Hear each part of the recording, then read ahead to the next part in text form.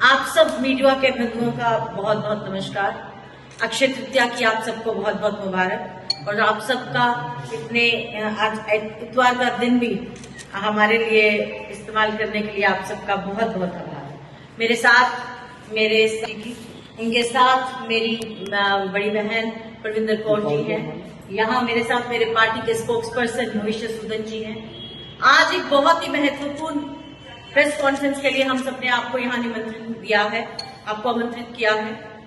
आज जिस तरह से देश के आगे आज प्रधानमंत्री जी एक बात रखना चाहते हैं कि कांग्रेस या अन्य विपक्षी दल जो है महिला आरक्षण के खिलाफ थे और महिला आरक्षण को उन्होंने पारित नहीं होने दिया।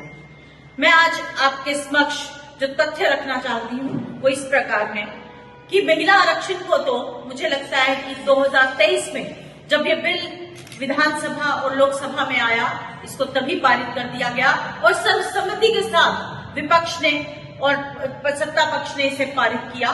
ये अपने आप में एक मिसाल थी, लोकतंत्र की एक बहुत बड़ी जीत थी। जिस तरह से उस बिल को पारित किया गया, सभी लोगों ने पूर्ण बहुमत के साथ और 543 में से 543 लोगों ने इसमें भागीदारी दी और इसको समर्थन दिया।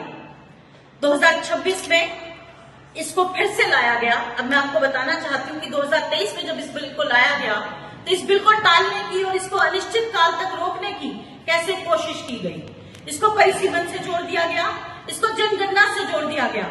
कांग्रेस हमेशा से महिला आरक्षण के पक्ष में रही है और उसके लिए जोर शोर से आवाज हमेशा से उठाती रही है। हम ही थे जिन्होंने इसको नगर निकाय में दिया और इसे नगर पालिकाओं तक पहुंचाया, पंचायतों तक पहुंचाया और महिलाओं को सशक्त किया पंचायतों के अंदर, म्युनिसिपल कॉर्पोरेशंस के अंदर और नगर पालिकाओं के अंदर।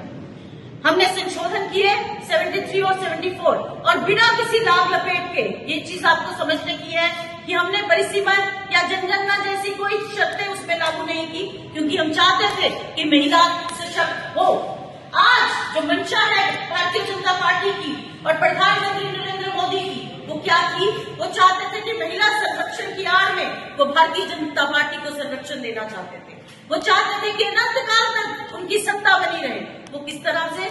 और उन्होंने इस 543 की लोकसभा को खुद ही सोच लिया था, मैं मन गढ़ंत कहानी बना के कि इसे 850 की कर दिया जाएगा और महिला संरक्षण को इस तरह से बना दिया।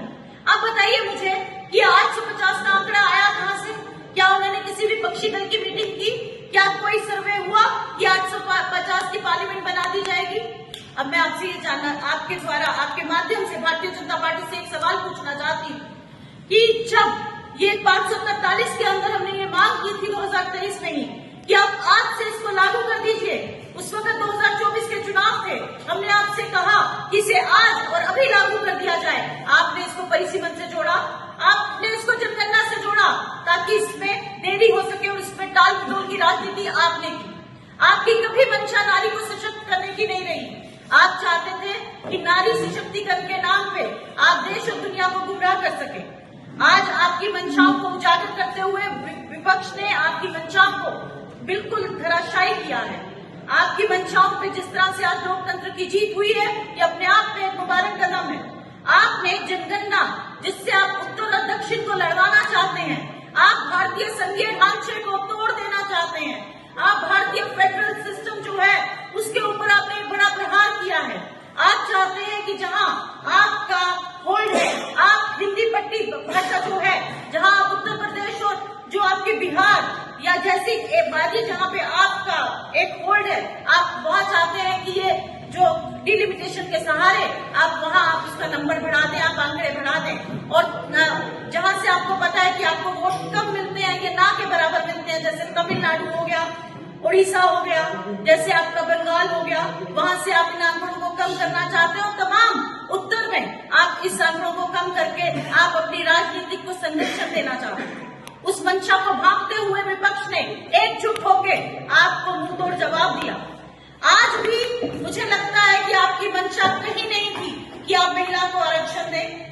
आपकी मंशा अगर महिला आरक्षण की होती तो आप इस बिल को उसी तरह से बिना किसी लाभ लपेट के उसको पेश करते और उसको अमेंड करते हुए आप उसको लागू करते। आज भी आपने देखिए विशेष सत्र भी चुनावों के दौरान बुलाया, जब बहुत सारे सांसद अपने अपने अपने चुनावी क्षेत्र के अंदर जनसभाओं को संबोधित कर रहे थे। ये समय नहीं था एक विशेष सत्र बुलाने का। आपने बुलाया, विपक्ष ने फिर भी आपका साथ दिया। हम सब आए, हम सब ने आपसे आग्रह किया, बार बार आग्रह किया कि इसको जनगणना से मत जोड़िए, इसको परिसीमन से मत जोड़िए।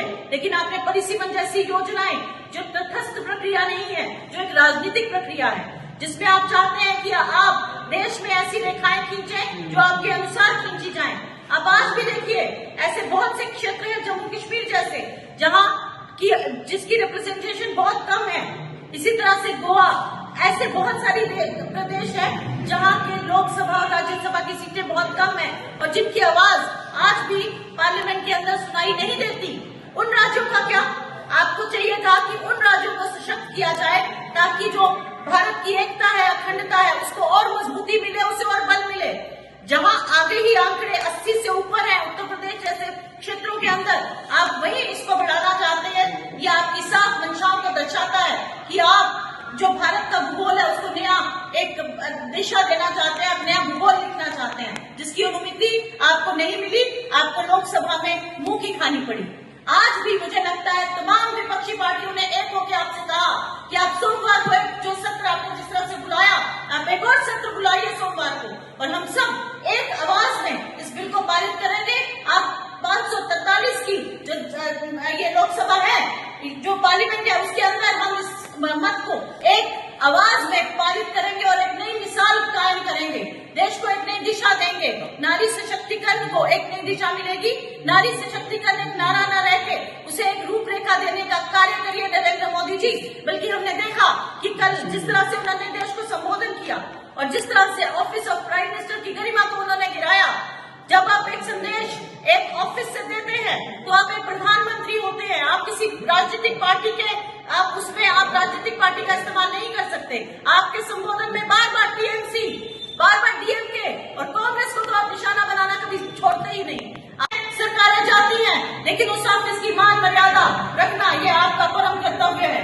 आपके माध्यम से मैं एक बार फिर से प्रधानमंत्री से अपील करती हूँ कि अगर आप महिलाओं को सशक्त करना चाहते हैं, अगर आपकी मंशा महिलाओं को सशक्त करने की है, तो सोमवार को ये बिल लाइए और 543 की पार्लियामेंट में आप 33% आरक्षण महिलाओं को दीजिए। उनकी राजनीतिक भागीदारी में आप एक योगदान दीजिए ताकि महिला भी सशक्त हो सके। सही मायने में आपकी मंशाओं पे आज देश और दुनिया की नजर है और आपकी मंशाओं पे शक आज हर महिला को है, हर गृहिणी को है। जिस तरह से आपने महिलाओं को लगातार धोखे दिए, महंगाई करके आपने जिस तरह से उसका बजट बिगाड़ा, आपने वादे कुछ और किए और किया कुछ और, तो महिला आज आपको जान चुकी है कि आपको महिलाओं से लेना देना कुछ नहीं। आप अपनी राजनीतिक रक्षा कर रहे थे। महिला संरक्षण के नाम में आपने बीजेपी को संरक्षण देने का काम कर रहे थे, जिसको विपक्ष ने भांपा और आपको धराशायी किया, आपको मुंह की खानी पड़ी।